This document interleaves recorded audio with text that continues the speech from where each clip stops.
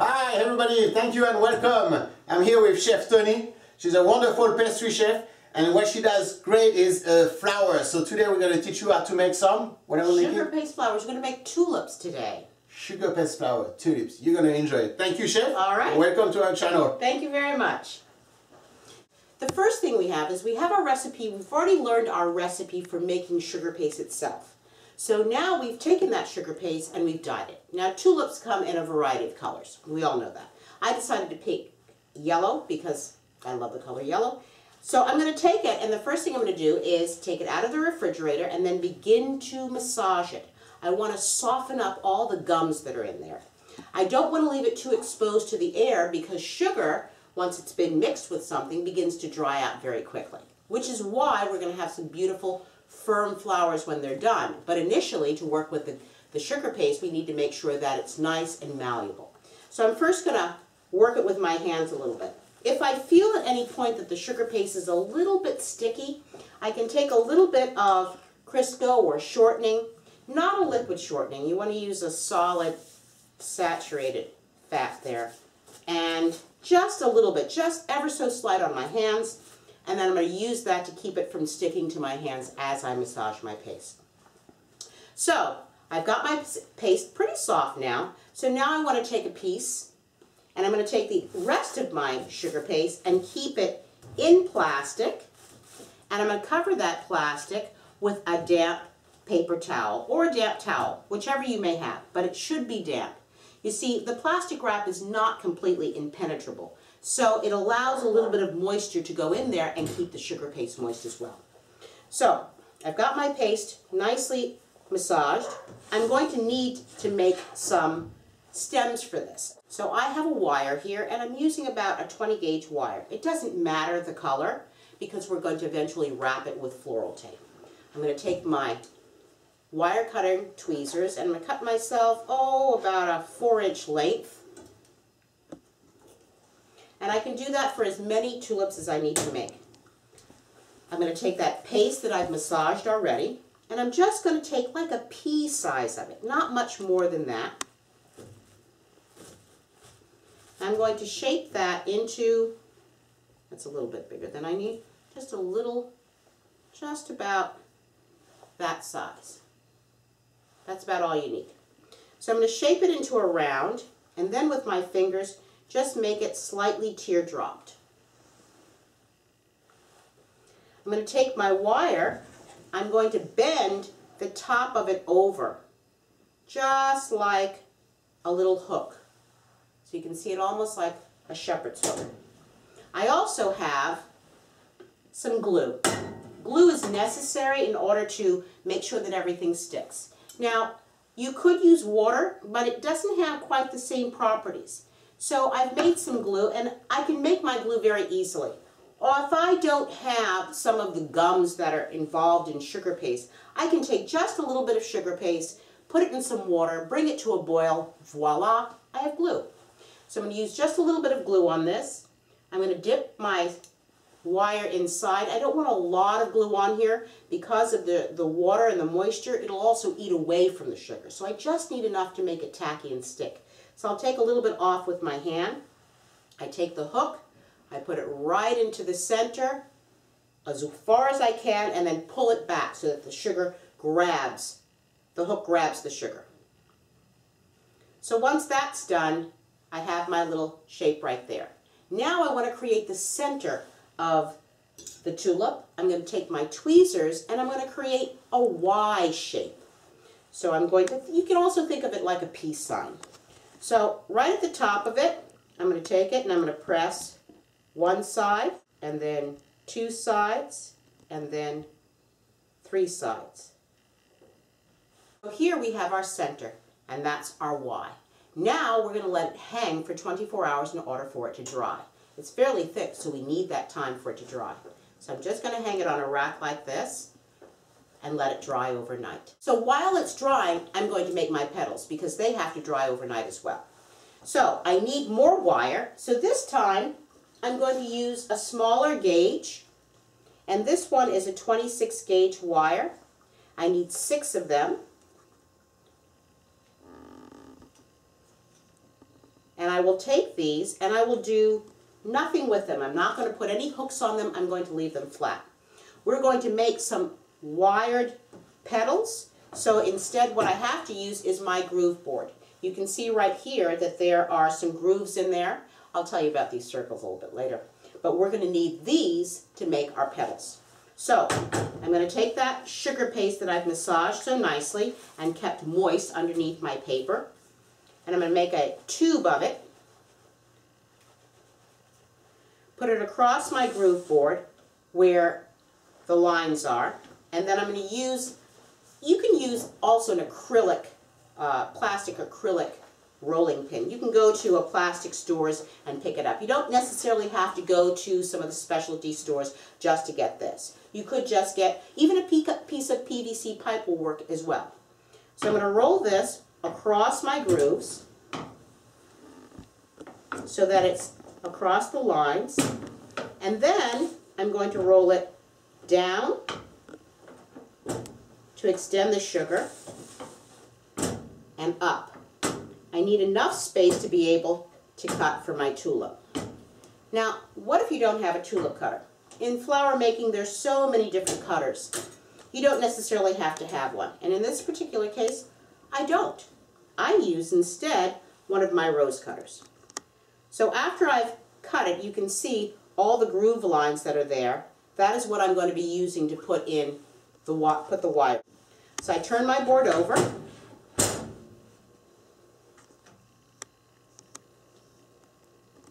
And I'm going to get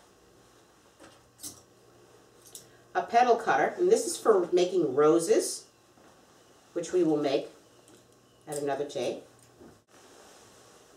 And I'm going to use the round part of it. This is going to be the top of my tulip. This is the bottom. So right here, I'm looking at my veined areas. I don't want to go too far down. I don't want too much thickness. So I'm going to cut fairly far up on the veining as much as possible. You may only be able to get one or two out at a time. So I take my cutter, I put it on my sugar, I take a little bit of pressure to rub it, pull it back and forth, and then I'm going to pull the sugar up from the cutter to make sure that I have a nice clean piece. And I'm going to pop that out, and that is going to be my first petal. Now I don't want to have to necessarily do this and then stop and go to a wire. I want to do it assembly style. So I'm going to take this and I'm going to put it instead right underneath this plastic that has the damp paper towel, and that's going to keep it moist until I've cut all of my petals and are able to put them together and are able to apply the wire. So that's the first. Pressure, back and forth slightly, pull my sugar paste away from the cutter, pop it out, place it underneath the plastic and the damp paper towel. And I will do that 6 times. And again, you don't want too much of the thick veining. Another little thing you can do with your cutters is a lot of times once you've used them, and particularly the metal cutters, they start to get a little dull. Just take your steel and rub against the edges of it and resharpen the edges of it. Now, the leftover paste, I'm always going to take my leftover paste and I will mix it with a fresh piece of paste to make sure that I don't waste any of my sugar. The amount of sugar that you use itself is not that expensive, but the gums can be. So you really want to conserve your paste as much as possible.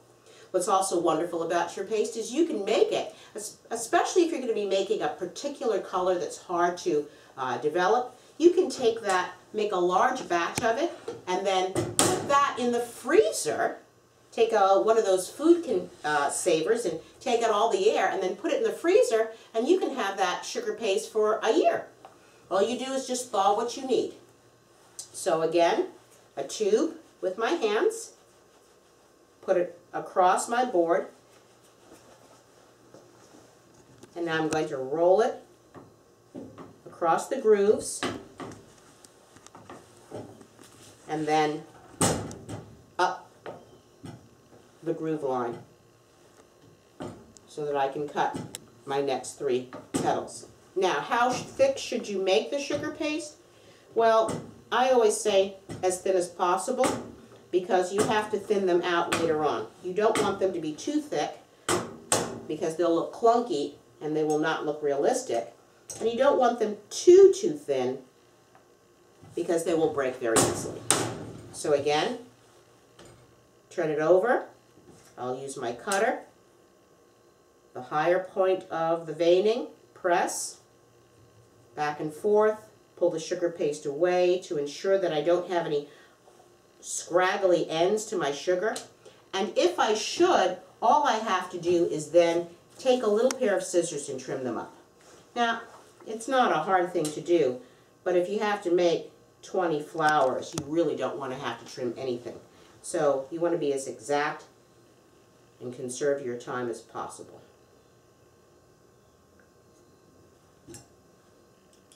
If you have a hard time, just use another tool to push that out.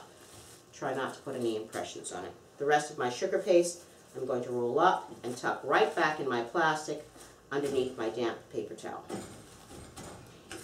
Now I'm ready to work on my petals. So the first thing I want to do is I want to put the wire inside. So I'm going to turn the petal over.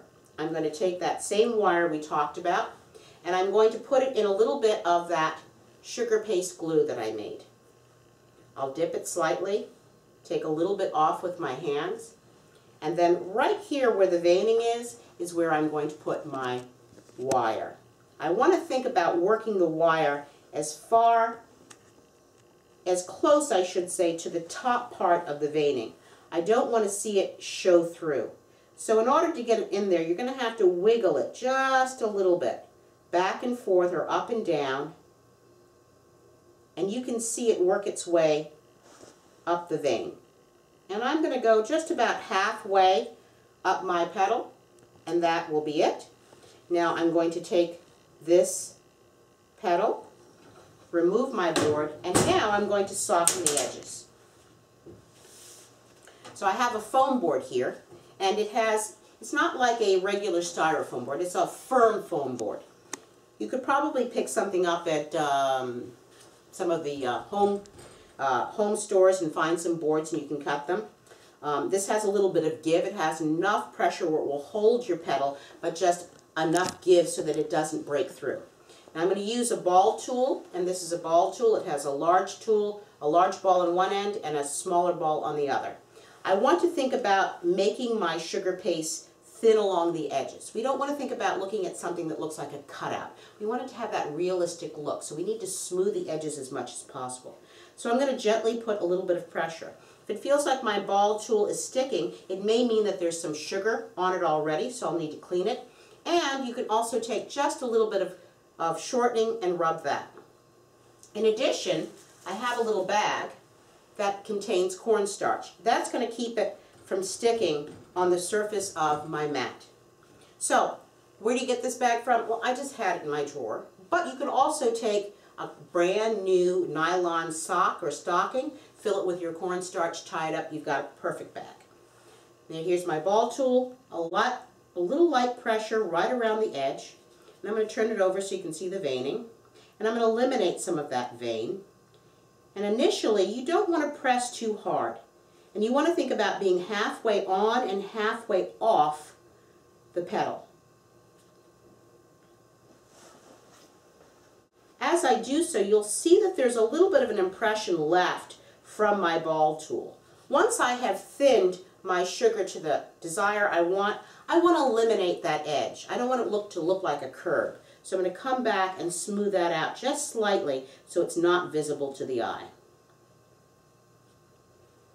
And now if I want a little ruffling, I'm going to take my ball tool and push it back and forth just like this to create a ruffle. See that? Nice little ruffle. Once that's done, I'm going to then take my tulip press, and it looks just like a tulip. Now you could probably find there are a variety of presses. They come in different styles and we'll use different ones, but you can use them over and over again for a variety of things, but I particularly like the tulip press because it has that beautiful shape to it. So now I'm going to take it, I'm going to turn it upside down so that you can put the wire, and you can bend it slightly while it's still a little soft so it has the same impression as the tulip. Turn it over, put the tulip press together, press on it firmly,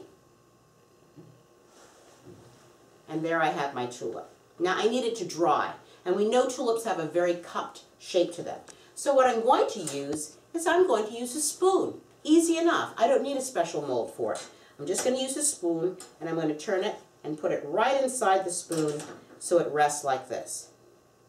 And now I'm going to do all 6 of them and let them dry overnight.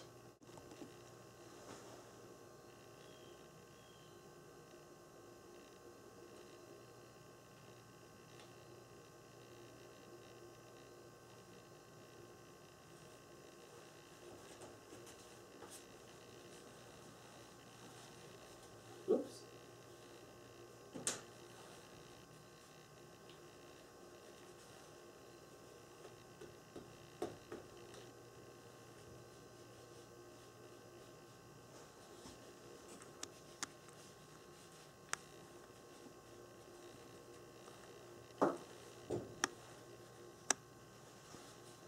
Sorry, I'm having some sticking problems here.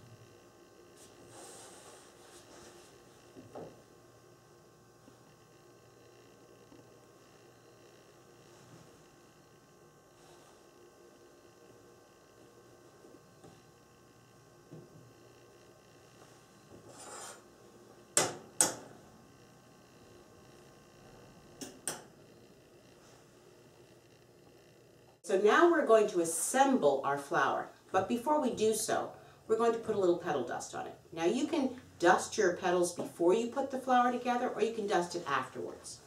I find that because they have to be attached and they have a greater chance of breaking, I like to dust them beforehand. So I'm going to use cornstarch because some of these petal dusts can clump too much, and if your sugar paste has any uneven areas, sometimes that dust can concentrate there and be a little bit too intense. So I find that the cornstarch helps to soften the powder, kind of make it smoother so the application is better and more controlled. So I'm using what is called a daffodil yellow, and you can find these at most cake decorating stores. You can also find it online. And then I'm also using something that is called, I call dirt. And whenever I'm doing flowers, there's a little bit of leftover powder.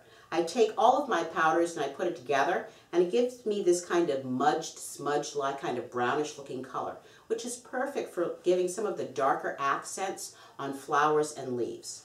So I'm going to take a nice soft bristle brush, something that has a little give to it, and I'm going to take my pre-made and dried tulip petals. I'll mix a little bit of my color and my cornstarch together, and I will hold it right over the area of the color so that whatever falls off the petal falls back into my dusting colors. I'm not wasting anything. And I'll turn it over, do the same thing on the back side. Now if I want to give it a little bit more accent, I can always put a little bit of deeper yellow along the edge, or I could put even some color in the paste and make it one of those emperor styles with the stripes in them. So I'm going to brush each and every single petal just like that, one right after the other after they're fully dry. So this is why you have to make sure they're dry. If your paste is wet when you go to add your petal dust, it'll just clump up and it'll have a very deep pigmented area that you cannot even out. So I'll dust each of them, all yellow first, and once I'm done, we're then going to tape them.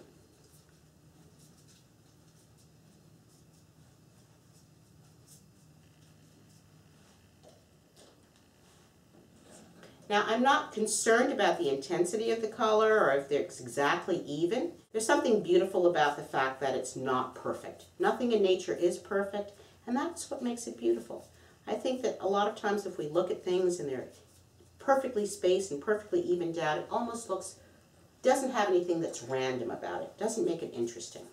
So you can make yours interesting. You can put a little deeper yellows, you can put a little orange in it, a little red.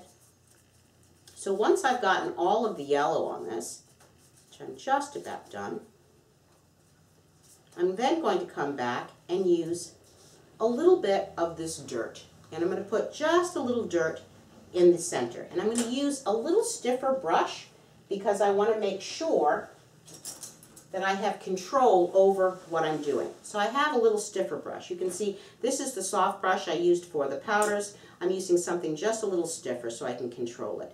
So right here I take a little bit of that mudge or that dirt and I'm going to brush it right in the center off the side. A lot of times with our tulips, when you look inside, there's pollen and it leaves a little bit of a smudge on them. So just a little bit of color right at the center makes it very, very interesting. Now if you're not feeling comfortable doing it this way, as I said, you can always put your color on afterwards. Tulips are fun. You can make quite a few of them. They come in a variety of colors, so it's easy to make a beautiful bouquet, especially for a spring birthday, wedding. So now they're all dusted. Now it's time to assemble them.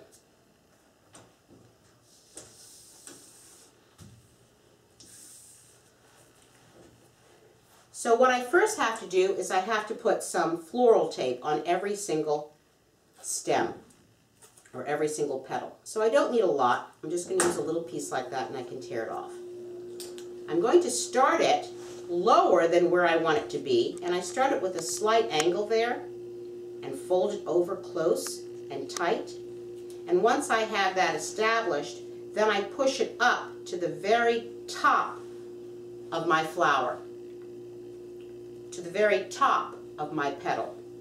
And now I'm going to take it and on an angle, holding it with my finger here so that I can get the maximum coverage, I'm going to gently twist my petal around until I have 3/4 of it completely covered.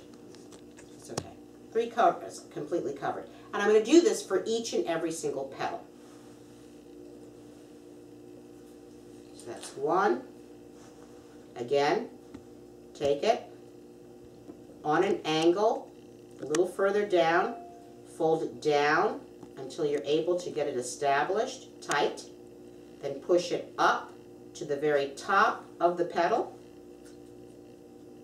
and with your finger underneath of it on a slight angle, gently twist until you've covered about 1/4 or 1/3, and that's enough.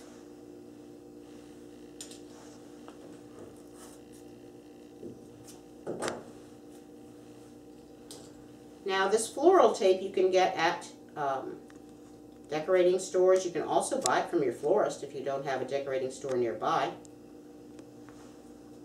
It does have a tendency to dry out, so you want to keep it wrapped in plastic and not exposed to the air.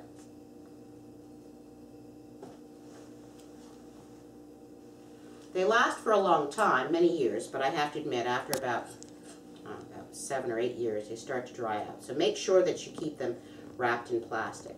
I've had mine for, I guess, at least about that long, and it's still doing very well.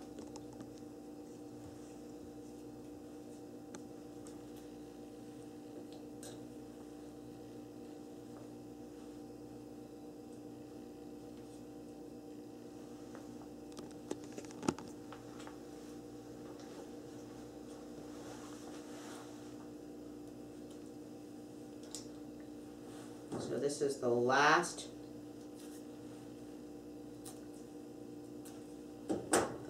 petal. And then I also have to put a little bit on my center, on my tulip center.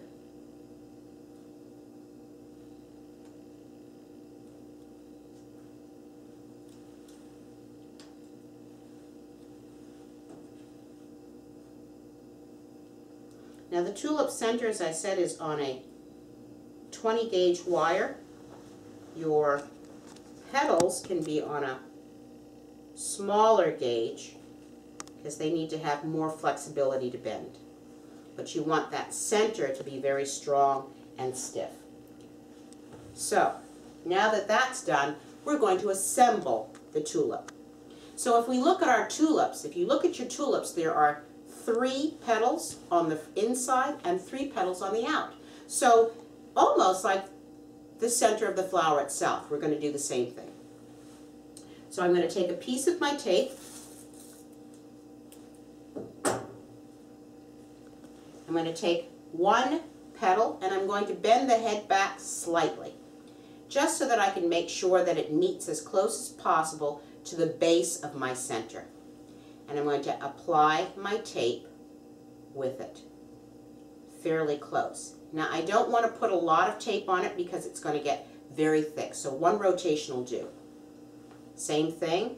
Now I'm going to think about doing this like a peace sign in thirds. Here's another third. 1 rotation. Here's my last third.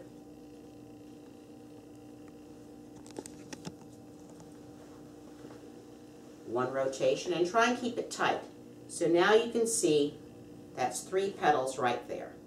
Now I'm going to add the next outside 3. So I want them to go in between the petals I've already established. Again, bend the head back, and here we go. 1/3. Right there in between, a rotation. And with the wires, you're able to adjust the petals as you like.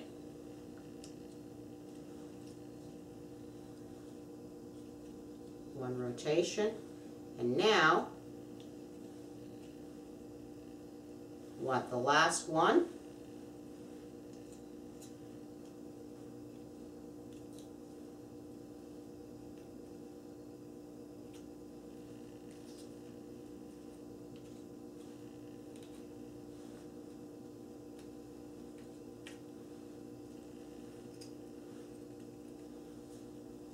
And now I'm going to tighten that green tape and bring it all the way down to attach all of the stems together and make them covered. I'm going to take it all the way down to cover all of the wires to make it look like one solid stem. Now, if this is going to go into a cake, I need to make sure that all of the metal that's exposed at the bottom of my wires is also covered, because you do not always know what kind of reaction that metal can have to the substance in the food. Now, if I want, which I think I do, I'm going to put just a little bit more color right in the center of my tulip.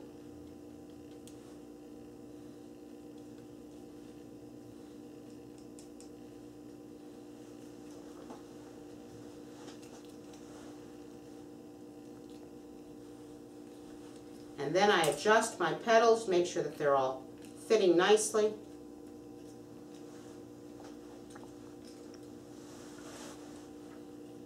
And there we go. There's our tulip.